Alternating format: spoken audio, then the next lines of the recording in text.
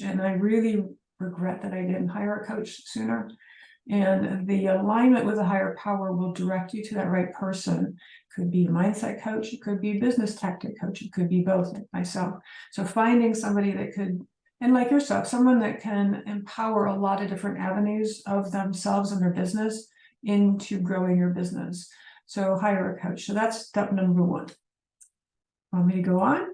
Very cool. Yeah, absolutely. All right. Step two that's crucial to your business is your mindset. And it's letting go of all the BS, and that's your belief systems that keep you where you are rather than where you want to be. Welcome to the Business Ownership Podcast, brought to you by Awareness Strategies, helping you navigate the waters between entrepreneurship and ownership. Hey there, peeps. This is Michelle Nedelec, and I am super glad that you're here with us today because I'm here with my most amazing guest, Vicki. Vicki, thank you so much for being here with us today. Well, thank you. I'm glad to be here. Hi, everyone. Thanks for the invite. So give everybody the highlight of who you are and what you do for business. I work with talented, smart, knowledgeable, hardworking entrepreneurs and business owners that want a lifestyle and a dream, but they can't quite seem to accomplish it. They're not getting the results they want. Help them get out of their way so that can happen in a lot shorter time than they believe. Very cool. So how did you get into this as your focus area? Fascinating question, because we all come, I think most of us don't wake up at 6 and go, I want to be an astronaut. Now, some people do, but others, like myself, it was kind of like this. It's like swimming. It's kind of like a koi in a pond. So I have had many businesses. I've had responsibility for $1 million department stores and what was in it, and made sure people were buying it so I could keep my job.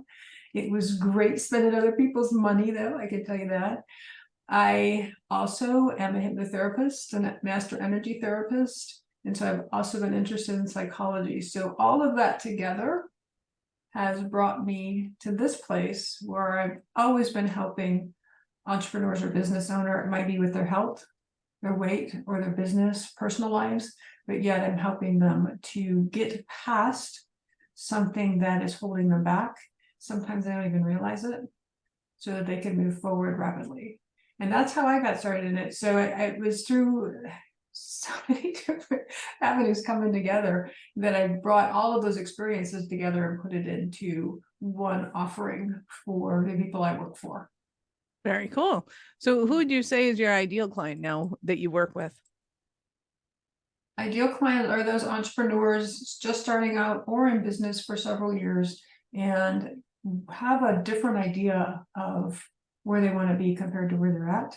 Business owners, so we're talking about businesses under 12 employees, but they still want the cohesiveness. They want a culture in their business that supports both the employees and the business growth, and to get everyone on board for that. That's what I'm looking for. Very cool. So when you're working with them, how does that interaction look? When they first engage, do they need to have an idea of what it is that they want to create, or have an idea of what's getting in their way? What do they bring to the table initially? Wow, great question. So both and neither. So some people come to me and they know what they want. Most of the time, what they want, though, is not really what they want. And so we dive into that. Other people come to me knowing they are self-sabotaging and they want to stop that pattern. So they've seen themselves not pay their sales taxes, perhaps, even though they have the money in the bank. And they know that's self-sabotage and it's resistance of some kind. That same resistance or pushback will show up in client attraction, because your clients will feel that there's some kind of resistance or pushback. So they want to stop the pattern. So it's both and, or sometimes they just come to me because something's hurting in their lives, a divorce, some kind of trauma, a death in the family. And so they want to take care of themselves so they can take care of others. So I see that as well. So when it comes to kind of their self-sabotaging and they want to create something in their business, Is there kind of a process that you take them through, steps, some kind of pillars or understanding that you have? Well, I look at it as 3 crucial steps to growing a business.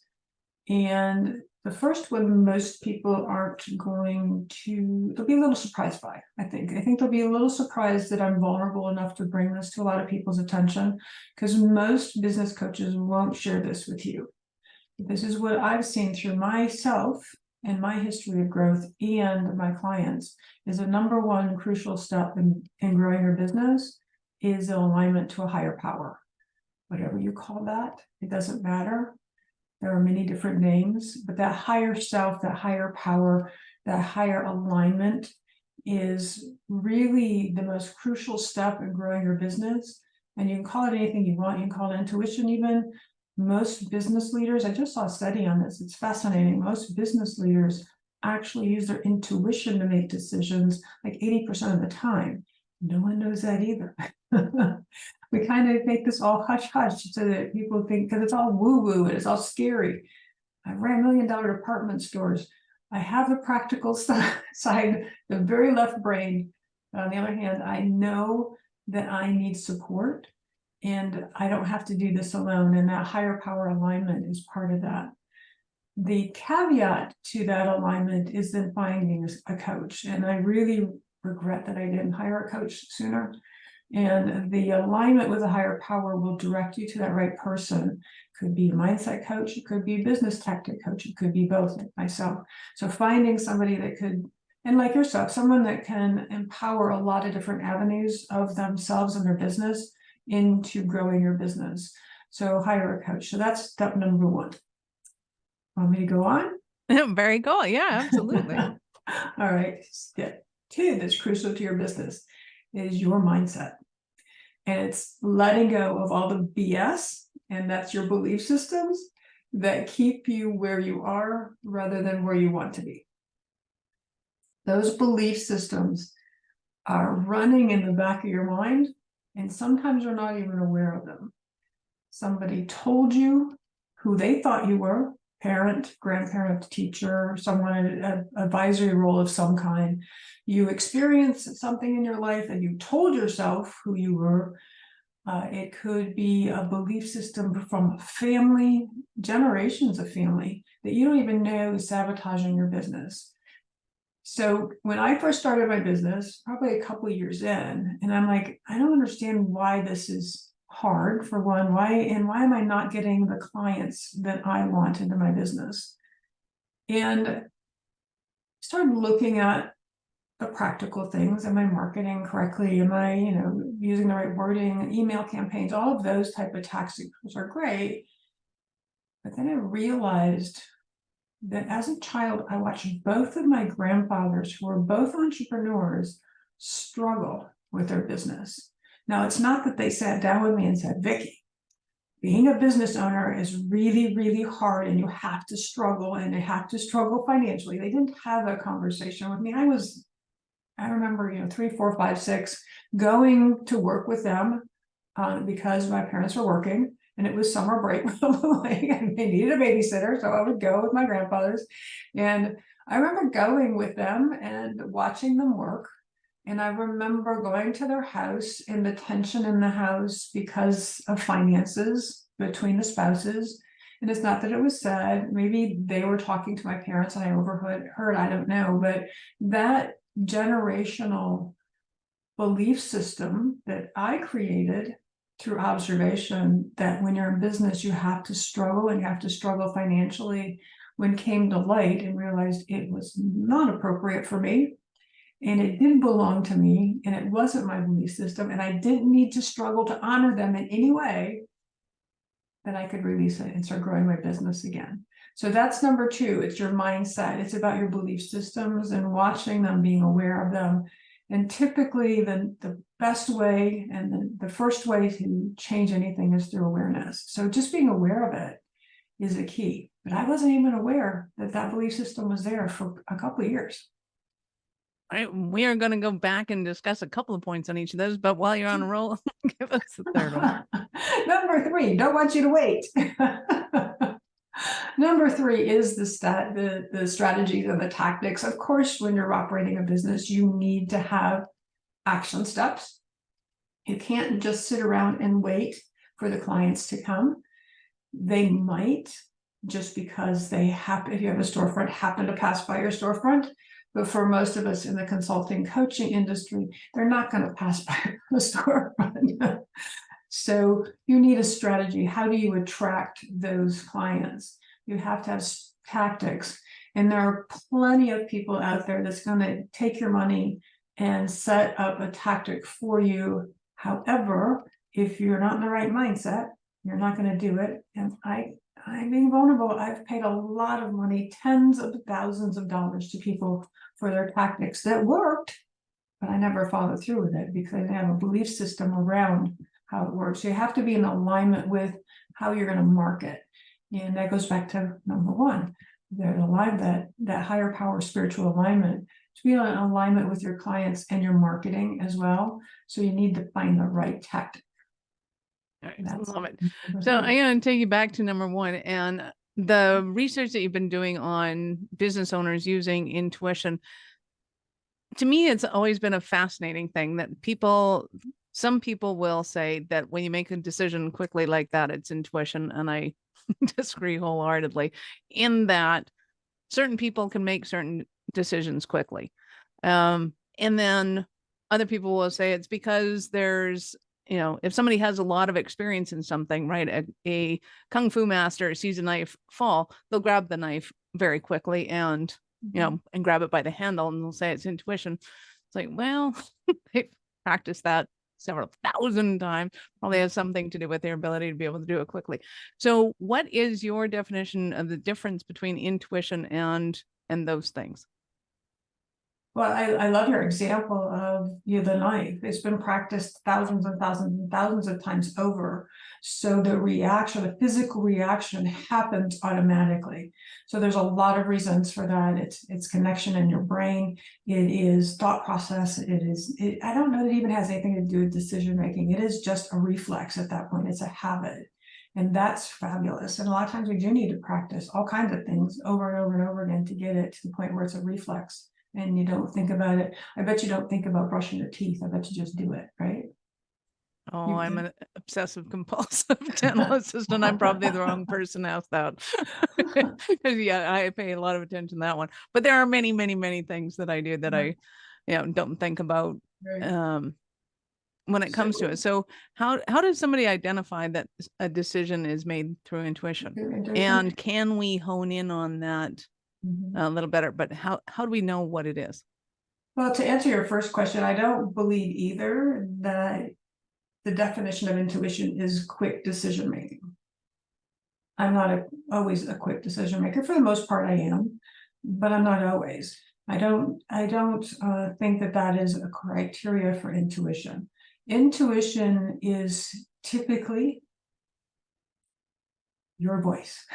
It's not it's not glitter, it's not confetti. I wish it was, because then we go, oh, that's intuition. That's what I right think. I totally want the glitter coming down, like, oh, that's fun. It is your voice. And so while you're brushing your teeth, because it's an automatic, I'm going to do this every day, and you don't think about it, a thought comes to you and says, hey, I need to call Susie. And so you follow through because you like Susie. And she says to you, I was just thinking about you.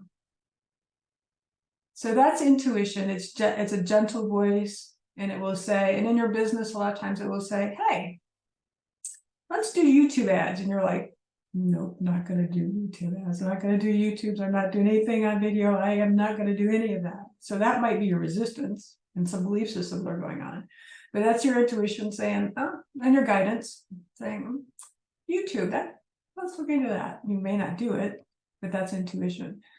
It's always very soft. It's very soft spoken. It's not demanding. It doesn't say you should. It doesn't say, why didn't you? It says, hey, what about eating salads today for lunch? That kind of thing. If you're looking at the health side and weight release. So just to differentiate it from the little devil that sits on my shoulder and goes, hey, this would be a great idea. And that's ego, right? That's the devil. And it's saying, if you want to call it that, that's fine. But it's ego. And ego is very demanding and very distracting. And hey, let's go wrestle an alligator today. Okay. Right. Maybe not. And so that's tends to be the discernment between intuition and anything else. Very demanding, very guilt oriented, very judgmental, and sometimes wanting to get you in trouble. Yeah. And hopefully we can identify the difference between them and working with somebody like you to be able to kind of finesse that, because I think there is kind of very much a similarity. And when you start getting used to them, it's like, oh, I get, yeah, everybody fits into their little category. You had some great points about the seeing your grandparents at work and the struggle that was there. And sometimes I think, well, I know that our subconscious beliefs can be so intriguing in that it could have been, the dynamics between your grandparents. It could have been that they were financially very well off, but they had a belief that they had to struggle. So they were bringing the struggle in to the financial conversation, even though there may not have been any. And as kind of a witness to this at age 3 or 4, I mean, we don't really know what the bank account looks like or whatever. We just know, hey, it's they're arguing over money again. Oh, okay, got it. When it comes to kind of resolving issues like that, is it important to you that we understand the nuances of those things, or is there a way to be able to just go, you know what, I don't want it anymore. Let's just take all of that and go. Decision that you don't want anymore is one of the crucial steps in changing that. And for some people, that's all they need to do. For most of us, it's so, like you said, ingrained, it's so written, it's so recorded that it's going to keep showing up because you haven't changed the recording. You haven't changed the source of where it came from. The first way of, I'm not going to do that anymore, may have to be repeated over and over again. And I talked to a neuroscience about that. And he said that any affirmation, or like you were saying, I've just decided I'm not going to follow that anymore, has to be repeated 10,000 times before it's re-etched in the brain.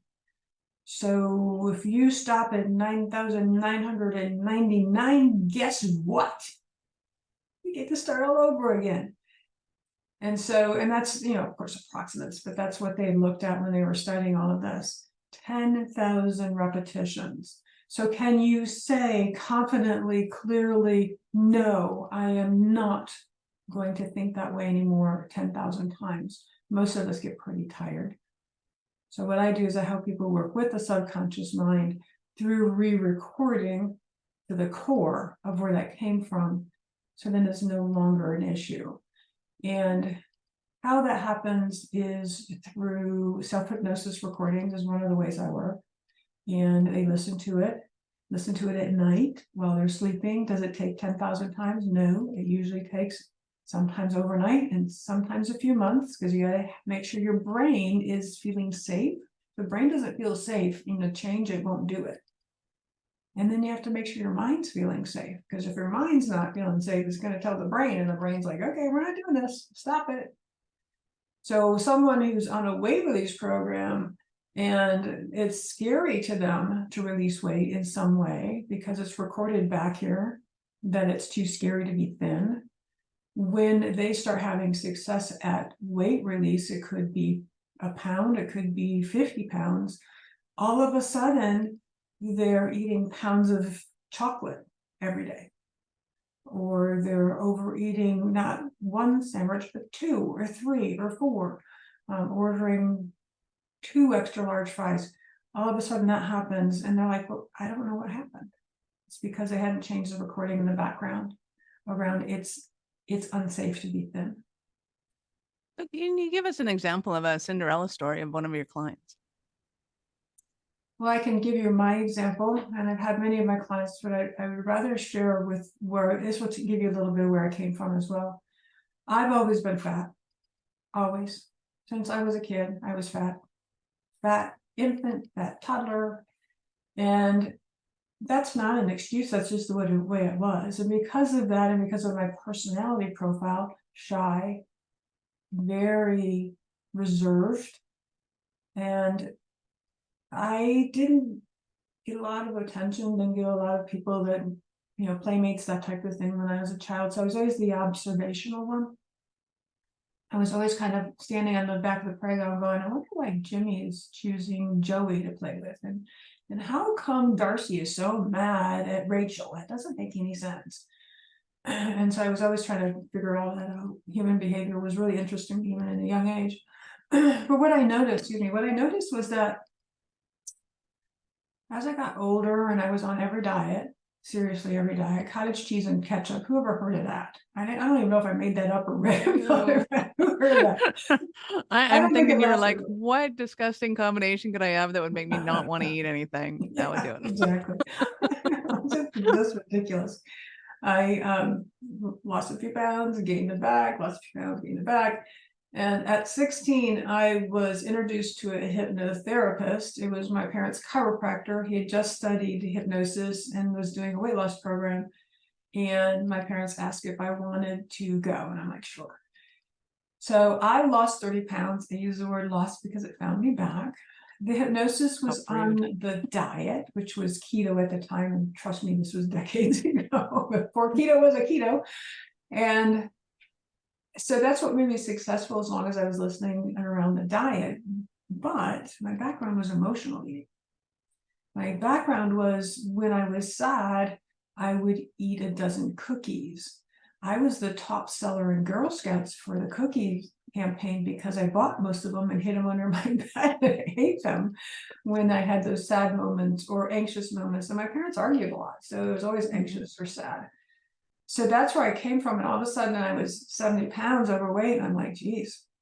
Now I've used, like we talked about, the thought principle of, oh, I'm just tired of this, so I'm not going to eat chocolate cake anymore, or I'm not going to eat French fries, or whatever it might be. And I'm going to go put on my fleece outfit and go, sweat this off and exercise for an hour. Well, that doesn't last very long because the brain is like, are you kidding me? That's not safe. So I realized that I needed to change something else, and it was bigger than food, and it was bigger than the exercise plan, which are strategies and tactics. By the way, those are both strategies and tactics. I needed to change something else. And so I went on a mental diet. And what's a mental diet? That's recognizing every thought that was judgmental or critical about myself.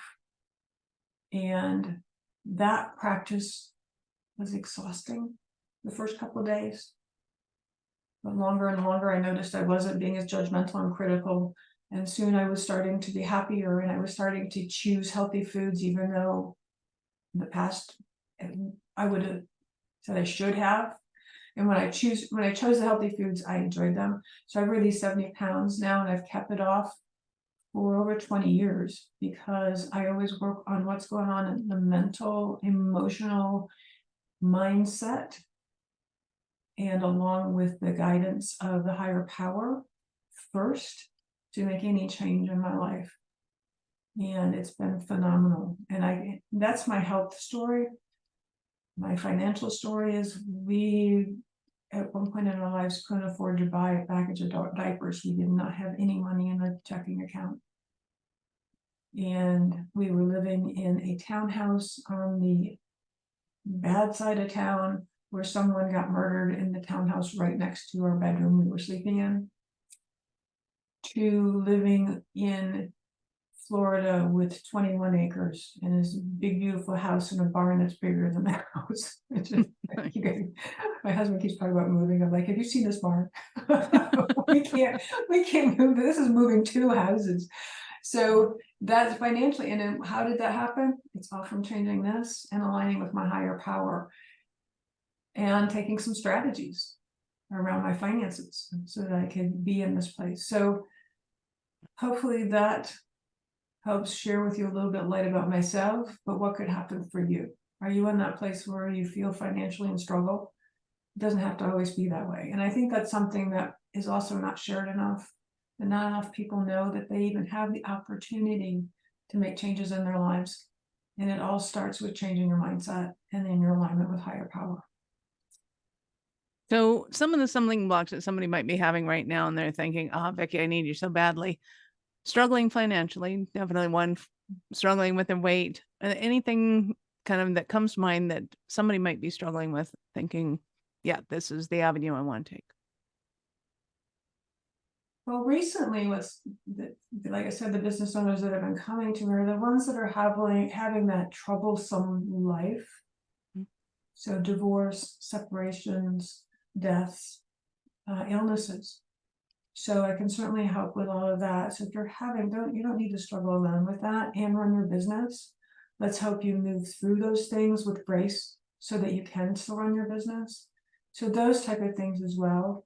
You might be finding that like I said, I had a client who has money for her sales taxes, but she files late every single time. That's a problem. There's a resistance to her abundance, and we're working on that so that she can stop doing those type of things. So if you're noticing that you're doing things that needs to be done for your business, maybe it's reaching out to past clients. I had a former client who was a CFO for one of the large cities here in Florida, but she had a side hustle. She loved it, loved the product, and had clients. And she couldn't pick up the phone to call them. And I'm like, this makes no sense. You call very important people in the entire world every single day unannounced and talk to them. She goes, I do. And you can't pick up a client who loves and adores you and loves your product? Nope, I can't. And most people would think that that was just something you need to push through.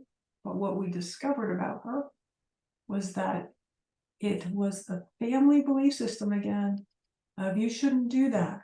Unspoken rule, go to college, get a great job, run it for 30, 40 years, retire, and then die. I mean, that's and I'm exaggerating, but those are those are pretty much the rules. Yeah. Totally good. So I know our listeners are going to want more from you. How did they start their journey with you? The best way to get in touch with me is go to VickieGriffith.com. There's an opportunity there to get in touch with me. You can book a call with me and get on the schedule. It is a no obligation, complimentary conversation that we'll have about how we can work together and how we can get you to your lifestyle or health that you want and deserve. Awesome.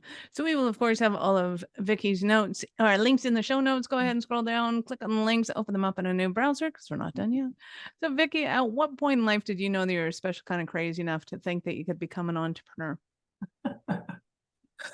I love the definition, special kind of crazy. I'm going to get a button that says that. All right. We'll start handing them out at all our courses. Yeah, you need to sell that as a product. Mama says I'm special. Yeah. Put it on a coffee mugs. You need to do that. Oh, t-shirts. That'd be awesome.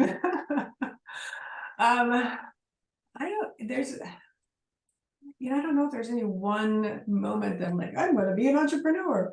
I have had many businesses. My husband and I have had restaurants, and I had a house cleaning business for a while. And it's great. We did screen printing together. I mean, we've had several different attempts at businesses. We had several failures along the way. I think there was a point when even though I loved my job where I was buying all that merchandise and selling it and having a great time, I still wanted to be an entrepreneur.